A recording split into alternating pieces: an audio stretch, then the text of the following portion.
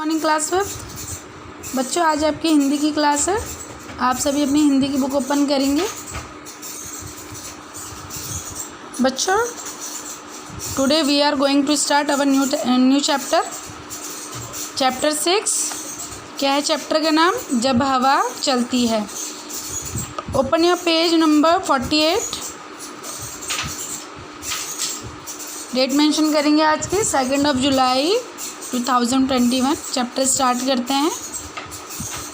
जब हवा चलती है। ठीक है। बहुत पुरानी बात है। एक द्वीप के दक्षिणी छोर पर स्थित एक छोटे से गांव में एक किसान रहता था। अच्छा, इसमें द्वीप क्या होता है? द्वीप इंग्लिश में बोलते हैं आइलैंड। तो द्वीप क्या होता है बच्चों कि ये एक जगह होती है जो चारों तरफ किससे घिरा होता है? पानी से घिरा होता है। ठीक है। द्वीप मीन्स आइलैंड। ये क्या होता है? जैसे आप लगा लीजिए ये मतलब कोई द्वीप है। ठीक है। मतलब आप लगा लीजिए कोई ये द्वीप है, तो ये चारों तरफ किससे घिरा होगा? मतलब यहाँ पर भी पानी होएगा, इधर भी पानी होएगा, चारों तरफ यहाँ भी पानी होएगा, यहाँ भी पानी होगा। ठीक है। तो द्वीप क्या होता है? जो चारों तरफ किससे घिरा होता है? पानी से घिरा होता है। ठीक है। उसे द्वीप कहते हैं, आइलैंड बोलते हैं। तो क्या है, द्वीप के दक्षिणी छोर पे क्या था? एक छोटा सा गांव था। उस गांव में कौन रहता था? किसान रहता था। उसके पास खेती के लिए बहुत ज़मीनें थी, लेकिन वह खतरनाक जगह थी। खतरनाक जगह जैसे मैंने बताया, चारों तरफ क्या था? पानी से घिरा हुआ था वो गांव छोटा सा। ठीक है। तो उस किसान के पास ज़मीन तो बहुत थी खेती के लिए, लेकिन क्या था, जगह कैसी थी? बहुत ही डेंजर थी, खतरनाक थी।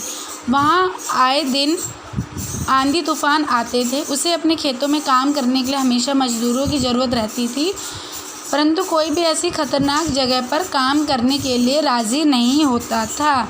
ठीक है। क्या था? उस किसान के पास ज़मीन बहुत थी, लेकिन ज़मीन बहुत थी और क्या था, लेकिन ज़मीन बहुत थी तो खेती भी बहुत होएगी, तो इसलिए उसको खेतों में काम करने के लिए क्या होता था? मज़दूरों की ज़रूरत पड़ती थी। मज़दूर कौन होते हैं? जो काम करते हैं। तो उसको मज़दूरों की ज़रूरत पड़ती थी, लेकिन वहाँ पर कोई काम करने के लिए तैयार नहीं होता था। राज़ी मतलब तैयार होना, तैयार नहीं होता था। क्यों? क्योंकि वहाँ पर क्या होते थे? हमेशा आए दिन आंधी तूफान आते रहते थे। ठीक है। तो किसान इस बात को लेकर बहुत परेशान रहता था। काफ़ी बड़े खेत होने के बावजूद वह अधिक फसल नहीं उपजा पाता था। तो किसान इससे बहुत परेशान रहता था। क्यों? क्योंकि उसकी खेती तो बहुत थी, ज़मीन उसकी बहुत थी, लेकिन क्या था, उस हिसाब से उसको फसलें नहीं होती थी। क्यों? क्योंकि लोग नहीं मिलेंगे तो वो काम नहीं करेंगे, फसलें कैसे होंगी? ठीक है। इस वजह से क्या था, मज़दूर मिलते नहीं थे, इसलिए क्या थे, उसकी उपज ज़्यादा नहीं होती थी, फसलें ज़्यादा नहीं होती थी। आंधी तूफान आने की वजह से खेतों में उगी फसलें बर्बाद हो जाती थी। ठीक है। तो आंधी तूफान आती थी तो क्या होता था? फसलें बर्बाद हो जाती थी। किसान को कोई और उपाय नज़र नहीं आया, तो उसने एक अखबार में विज्ञापन दिया कि उसे खेतों में काम करने के लिए एक मज़दूर की ज़रूरत है। विज्ञापन तो बच्चों आपको पता ही होगा, एडवर्टीज़मेंट। जैसे हम टीवी में भी देखते हैं एडवर्टीज़मेंट, शैम्पू की आती है, कोल्ड ड्रिंक की आती है, कोलगेट की आती है ना। आपने न्यूज़पेपर में भी पढ़ा होगा, वैकेंसीज निकलती रहती है कि हमको आज मतलब कंपनी में इसकी ज़रूरत है। ठीक है। तो मतलब एडवर्टीज़मेंट जिसे कहते हैं, इश्तेहार जिसे बोलते हैं कि हमको ज़रूरत है। तो किसान क्या करता है, एक अखबार में विज्ञापन दे देता है कि उसको एक मज़दूर की ज़रूरत है। मज़दूर को उचित मासिक वेतन के साथ साथ रहने और खाने पीने की भी सुविधा भी मुहैया कराई जाएगी। किसान ने सोचा पहले एक मज़दूर काम करने के लिए तैयार हो जाएगा तो उसकी देखा देखी धीरे धीरे और भी लोग मेरे खेतों में काम करने के लिए तैयार हो जाएंगे। ठीक है। तो किसान ने विज्ञापन दे दिया और उसने क्या लिखा कि जो मज़दूर होगा उसको क्या दिया जाएगा? उचित मतलब सही उसको मासिक वेतन। मासिक वेतन से मतलब क्या है बच्चों? सैलरी। जैसे आपके फादर भी जॉब पे जाते हैं तो क्या होता है? मंथली सैलरी मिलती है उनको, है ना। मंथली सैलरी मतलब जो हर मंथ में मिलती है। तो उसको मासिक वेतन के साथ साथ क्या दिया जाएगा? खाना पीने के लिए भी दिया जाएगा और रहने की जगह भी दी जाएगी। ठीक है। तो किसान क्या सोचता है कि एक मज़दूर आ जाएगा तो उसको देखा देखी क्या हो जाएगा? बहुत सारे मज़दूर आ जाएंगे, तो जिससे क्या हो जाएगा? उसके खेत में काम आसानी से हो जाएगा। लेकिन क्या होता है, आगे यहाँ से थे, इसलिए उसने एक मज़दूर के लिए ही विज्ञापन दिया। इसलिए किसान ने क्या करा? एक ही मज़दूर का विज्ञापन दिया। कि एक मज़दूर अगर रहने लग जाएगा तो और भी आ जाएंगे। विज्ञापन देखकर किसान से मिलने अनेक मजदूर आए, लेकिन कोई भी उस जगह के वातावरण के बारे में सुनकर काम करने से मना कर देता था। हर कोई मना कर देता था। दो तीन दिन ऐसे ही चले गए।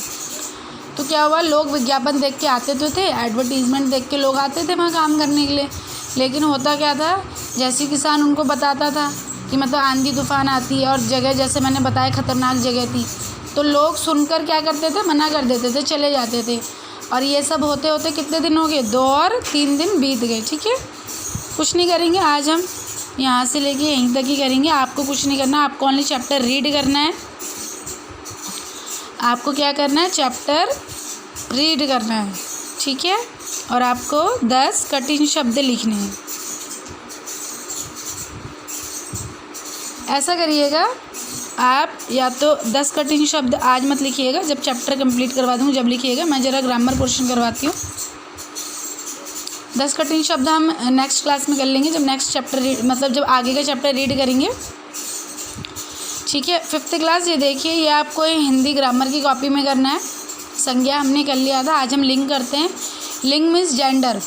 ठीक है, आपने इंग्लिश में और हिंदी में भी, जैसे अभी चैप्टर के पीछे जो एक्सरसाइज होती है ग्रामर की कॉपी में करवाती हूँ मैं, लिंग बदलो, जैसे माता का पिता, भाई का बहन। ठीक है, तो आज हम इसकी डेफिनेशन करेंगे। लिंग की परिभाषा लिखो, तो मतलब लिंग होता क्या है, इसका आंसर क्या है, संज्ञा शब्द के जिस रूप से पुरुष या स्त्री जाति का बोध होता है वह लिंग कहलाता है। ठीक है, मतलब शब्द, मतलब जिस शब्द से पता चल जाए ना हमें कि स्त्री है या फिर पुरुष जाति है, कौन सी जाति है, तो वो क्या कहलाता है, शब्द लिंग कहलाता है। संज्ञा शब्द वो क्या कहलाता है, लिंग कहलाता है। ठीक है, संज्ञा शब्द के जिस रूप से पुरुष या स्त्री जाति का बोध होता है वह क्या कहलाता है, वह लिंग कहलाता है। ठीक है, रिपीट आफ्टर मी बच्चों। संज्ञा शब्द के जिस रूप से पुरुष या स्त्री जाति का बोध होता है वह लिंग कहलाता है। ठीक है, इसका सेकंड क्वेश्चन क्या है, मैंने स्टार बना दिया है, थोड़ा आपको लिखने में भी अच्छा लगेगा, स्टार बना दिया मैंने क्वेश्चन की जगह। लिंग के कितने भेद होते हैं, लिंग के 2 भेद होते हैं। मैं आपको बता दूं, अभी आपकी वैसे संस्कृत नहीं आई है, संस्कृत में 3 लिंग होते हैं। ठीक है, मतलब संस्कृत में लिंग के 3 भेद होते हैं और हिंदी में 2 भेद होते हैं। ठीक है, लिंग के कितने भेद होते हैं, लिंग के 2 भेद होते हैं, एक पुल्लिंग और एक स्त्रीलिंग। ठीक है, एक पुल्लिंग और एक स्त्रीलिंग। ठीक है, पुल्लिंग मीन्स जैसे नाम से पता चल रहा है, पुल्लिंग मीन्स पुरुष, स्त्री मीन्स जैसे नाम से पता चल रहा है स्त्री, और पुल्लिंग मीन्स पुरुष, पु से पुरुष। पुल्लिंग क्या होता है, संज्ञा शब्द के जिस रूप से पुरुष जाति का बोध हो, बस इतना ही लिखेंगे हम, ज़्यादा मैंने बड़ा नहीं लिखवा रही हूँ आपको, ज़्यादा लेंथी नहीं लिखवाऊँगी, शॉर्ट में लिखवाऊँगी जो आपको समझ में भी आ जाए अच्छे से। संज्ञा शब्द के जिस रूप से पुरुष जाति का बोध हो वो क्या कहलाता है, पुल्लिंग। जैसे राजा, मोर, पिता। ठीक है, ये सब क्या है, पुल्लिंग है, मतलब ये पुरुष जाति को दर्शाते हैं। अब स्त्रीलिंग जैसे नाम से पता चल रहा है स्त्री। संज्ञा शब्द के जिस रूप से स्त्री जाति का बोध हो। ठीक है, जैसे राजा का रानी, ठीक है, मोर का मोरनी, पिता का माता। ठीक है, आई होप आपको समझ में आया होगा ये सब, आई होप बच्चों आपको समझ में आया होगा ये सब ज़रूर। ठीक है, ओह आप क्लाउड सही से बनाइएगा, मेरा ज़रा फ़ोन हिल रहा है इस वजह से। ठीक है, आप लोग क्या करेंगे, लिंग की परिभाषा और भेद हिंदी ग्रामर की कॉपी में करेंगे, और आपको बस ओनली चैप्टर रीड करना। ठीक है, 10 जो डिफ़िकल्ट वर्ड्स थे वो आपको अभी नहीं लिखना, आप ओनली चैप्टर रीड करना। ठीक है, आज बस इतना ही करेंगे। Thank you.